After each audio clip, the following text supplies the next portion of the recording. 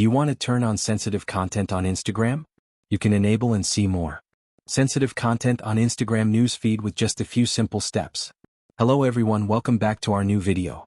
In this short video tutorial, I will show you how to turn on sensitive content on Instagram. Just watch this video till the end and do not forget to like this video and subscribe to this channel for more tutorials and tips videos.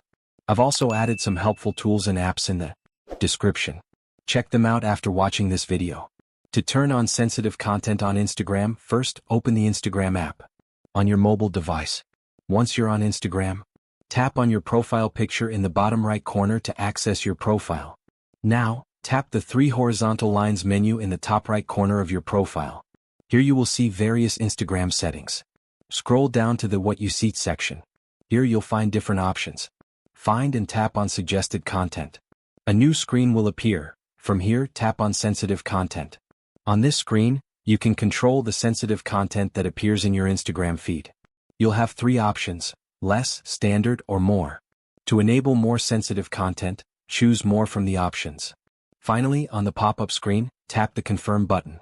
Once you've selected your preference, it will be automatically applied, and Instagram will display more sensitive content in your feed.